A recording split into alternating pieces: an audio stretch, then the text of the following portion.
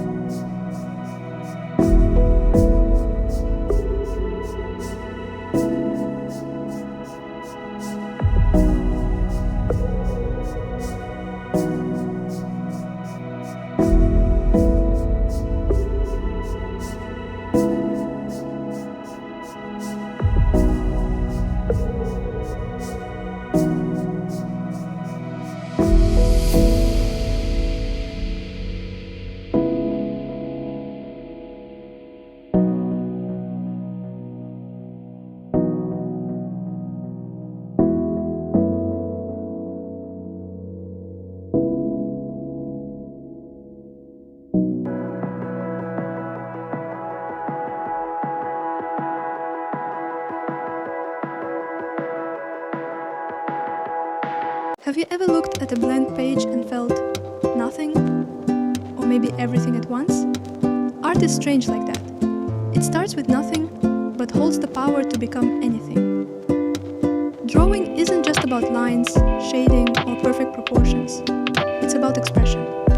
It's about taking what you feel inside, your thoughts, your imagination, your chaos, and giving it a shape the world can see. Creativity in art doesn't come from being perfect. It comes from being real. Some people think you have to be talented to draw, but the truth is, creativity is not a gift given to a few. It's a skill built by anyone willing to try, fail, and try again. Every sketch you make, even the messy ones, is part of your growth. Every mistake teaches your hand something new. And every time you draw, you get a little closer to your own unique style.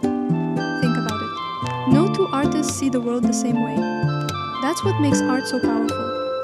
Your perspective, your ideas, your way of seeing things, that's your superpower. So don't be afraid to draw badly. Don't wait for inspiration to magically appear. Pick up your pencil and create something today, even if it's imperfect. Because in the end, art isn't about creating something others will love.